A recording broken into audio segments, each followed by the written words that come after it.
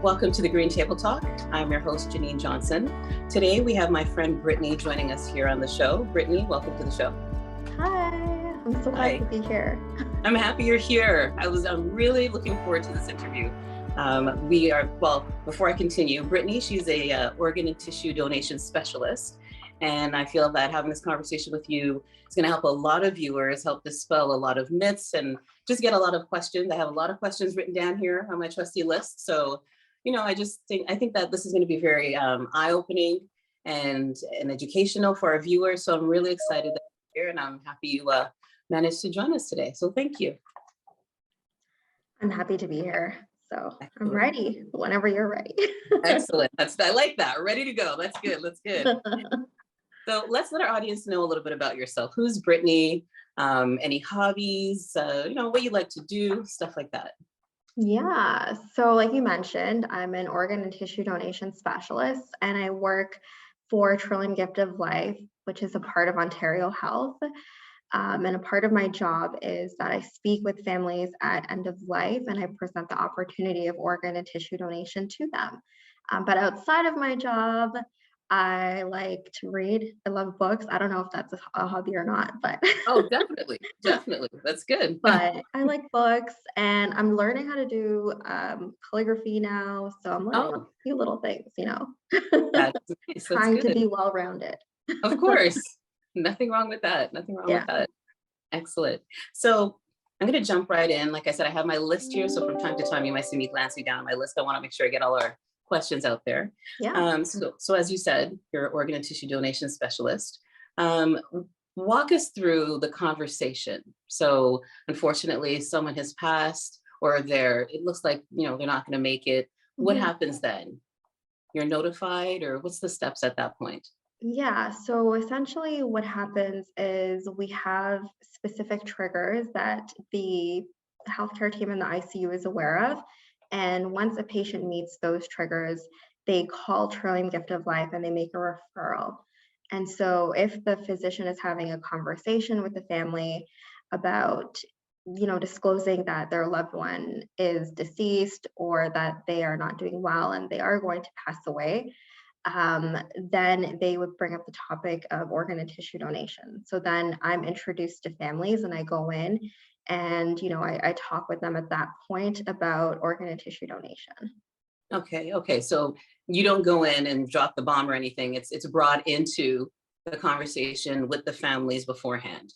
Yeah, for sure. So the responsibility of the healthcare team is to kind of tell the family what is going on, give them the news, and then they act as a bridge for me. So they would come in and they would donate me. Oh my God. They would introduce me. They would introduce me as someone who is coming to speak with them about potential end of life decisions. Okay. Yeah. Okay.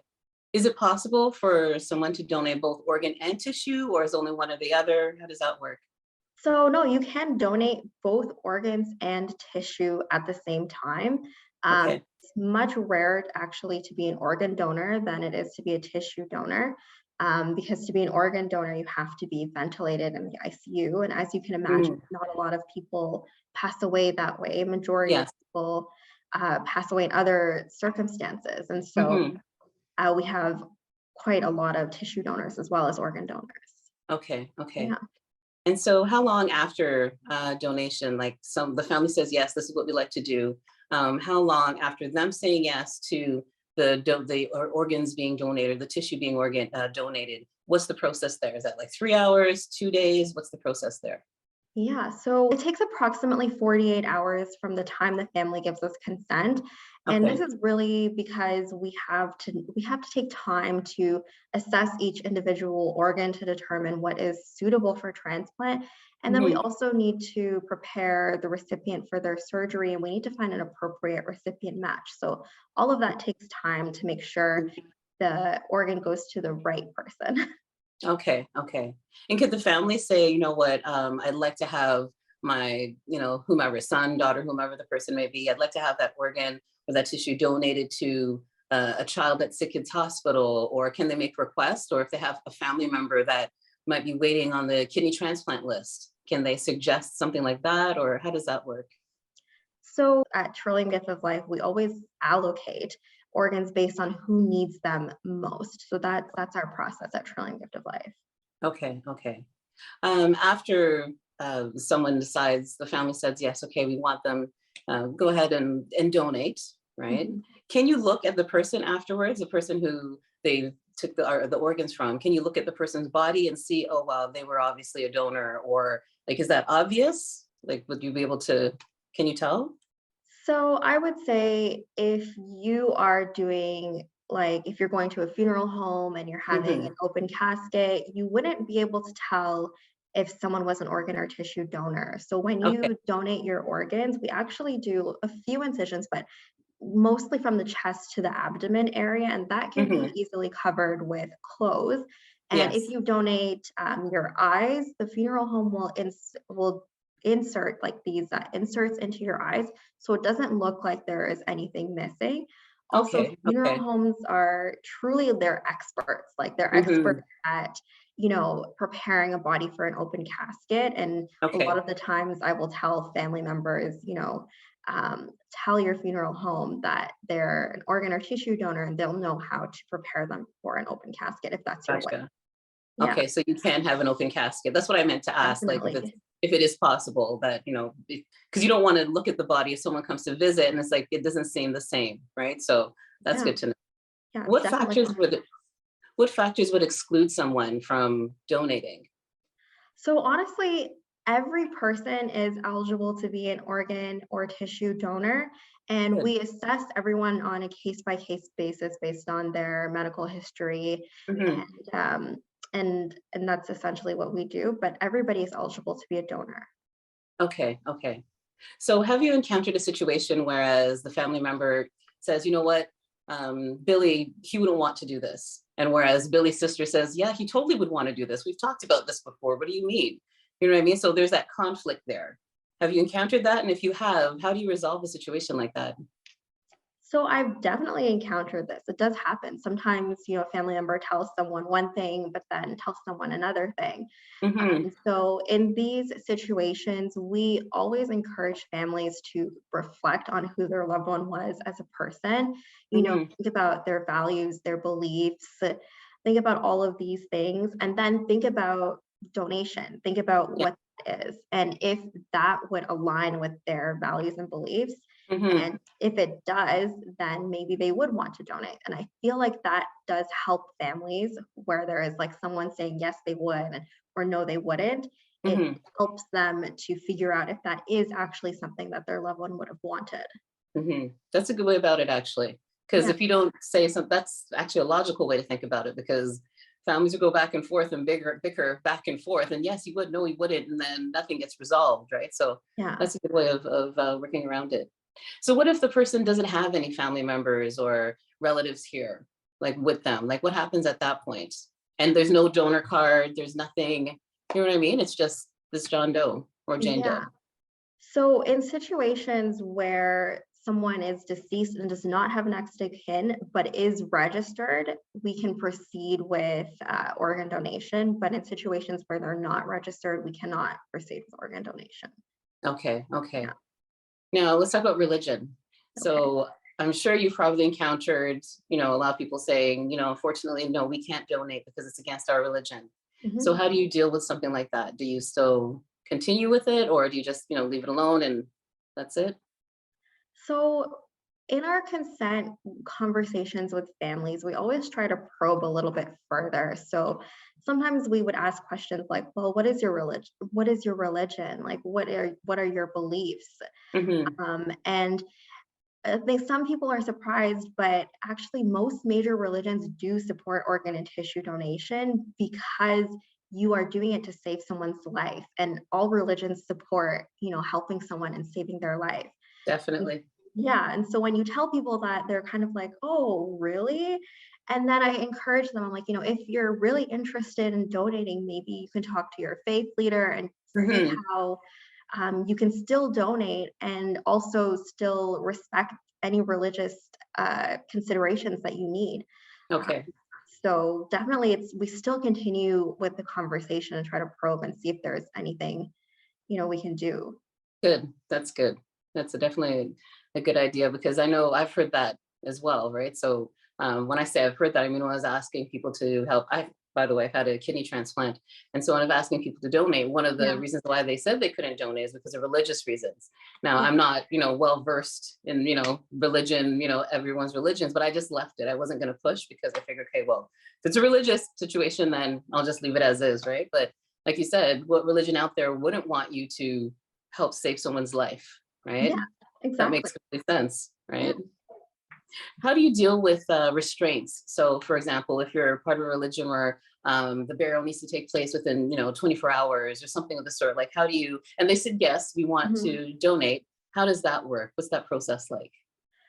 So during our consent conversation, we always discuss with families, what is your timeline? What's your religion? And we're always, finding more information out about them. Hmm. And so, for example, if someone had a timeline that they needed to meet because of religion, we would try our best to do it. So we work with, the hospital, we work with the funeral home, we work with the transplant centers to make it work so that you can donate and still Yes. meet that timeline. Okay. So I did have like someone who consented on a Thursday and was like, "Well, we need the funeral to happen Saturday morning," and so we Wow. we were we were able to do it, and that's through a lot of collaboration with many different departments and many different Hmm. people. But just because someone has a time constraint for religion doesn't mean that they can't proceed with donating. Okay. Good. That's good to know. Yourself personally, this is a heavy job. Like this is like for me, that would emotionally, I would be a wreck. Like I cry easily, and like I would be an emotional wreck. How do you stay so strong? Like how do you manage to do this every day and stay strong? Like look at you, you look happy, you're glowing, you're beautiful, everything. You know what I mean? You seem perfect, normal. You know what I mean? I would be just like, oh, besides myself every day. How do you do this? What do you do? Yeah, I won't lie, it is a hard job because you do deal with a lot of people in the worst time of their life. People are Yes. losing someone that they love and they're grieving, Mhm. and that is definitely hard. And as specialists, we feel that. We do Mhm. feel that. But the way that I look at it is that I'm going in and I'm presenting these families with an opportunity to do something good. I'm giving them Mhm. something good. So that's kind of how I deal with it. I'm giving them something good, something to hold on to. And some families, they look at it as, building a legacy, right? Like a Mhm. piece of their loved one is living on through others. Definitely. Def- And what really gets me through it is when I'm able to call families, afterwards and say, your loved one was able to help this person or this many people. I think that wow. truly it's the most rewarding part of our job. And, Mhm.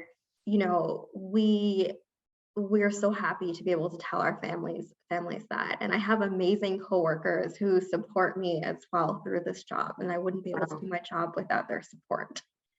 Wow. Thank you very Yeah. much. Amazing coworkers. That's good. You got to have that Yeah, village. you got to You need have good that village. coworkers. Yes. You need that village. Yeah. Wow. Um, there's a lot of misconceptions. A lot of people, have different ideas when it comes to donating. For example, I was sent down here with these organs and I'm going to go back with these organs.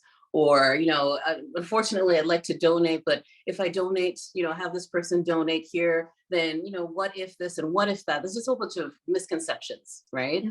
How do you deal with those misconceptions? Like whether it's at work or even in your personal life, because I'm sure there's got to be that one person, that doubting Thomas out there in your life that's just like, I don't know how you do it. I mean, I wouldn't donate. I can't give up my organs. And you know what I mean? So how do you deal with that whole misconception and negativity?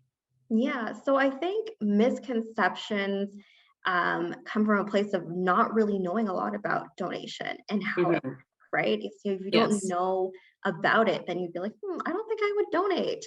And you So I believe think what everybody else says as well, exactly, right? exactly. You believe what everybody else says, and Yeah, then, Hollywood doesn't really do a good job of showing us what not at all. donation is, like what you see on TV. And so Yeah. all of these things people like take and they're like, oh, I don't know, like if I Hmm. would do it.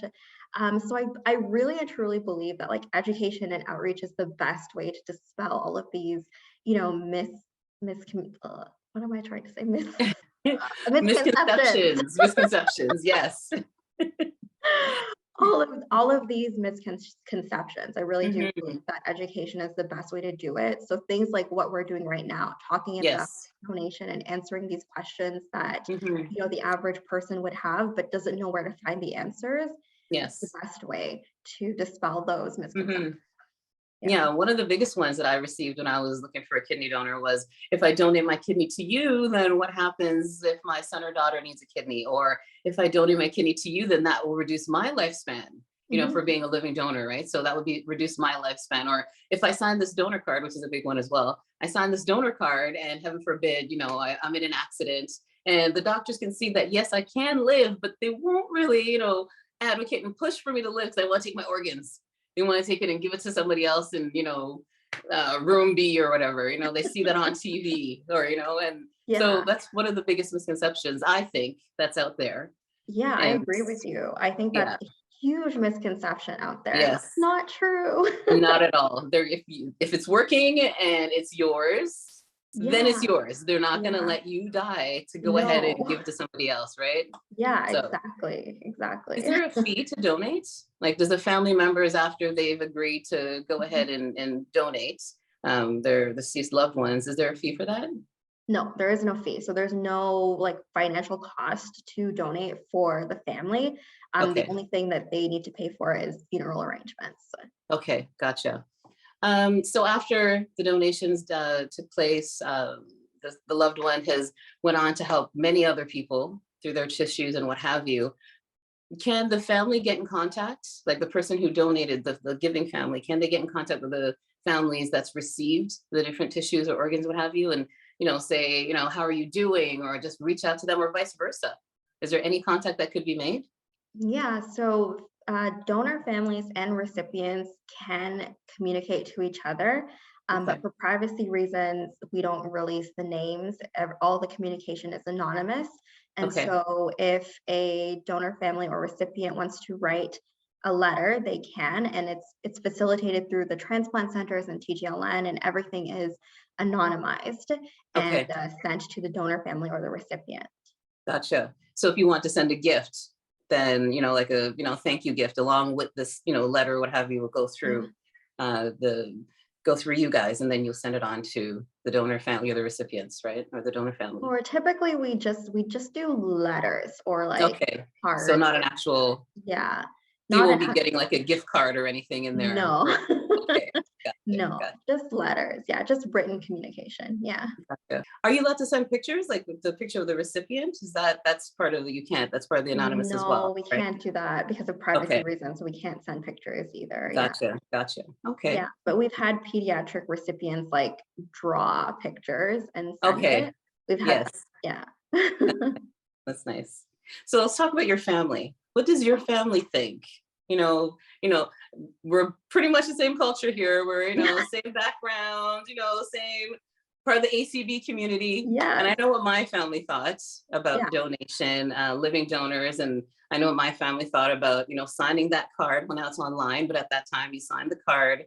So what does your family think? First of all, this is your job. This is what you do. Mhm. And did you help dispel any myths in their eyes? Like, what's the story with your family?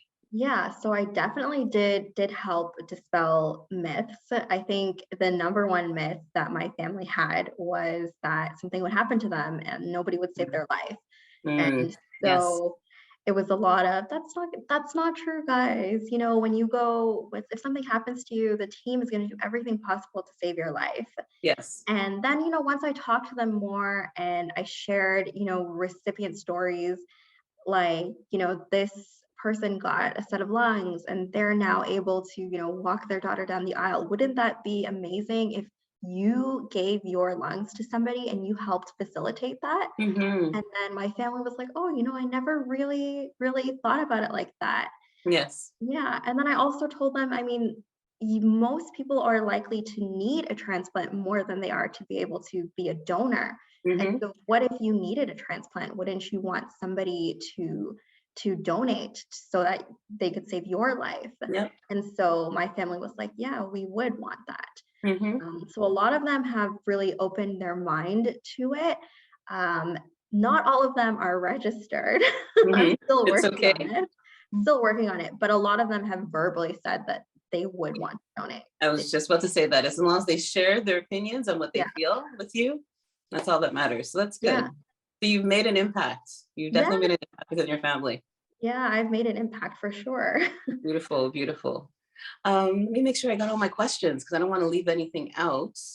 I think we've got all. Oh, one more question for you. Yeah. So, what would you do? Like, how would you tell someone that this is what they need to do? Whether it's go online, register, whether it's make your wishes known. What would you do? Like, how would you convince people watching today that this is the right thing to do? I mean, you've already given a lot of great answers, by the way, but just to wrap it up with that bow.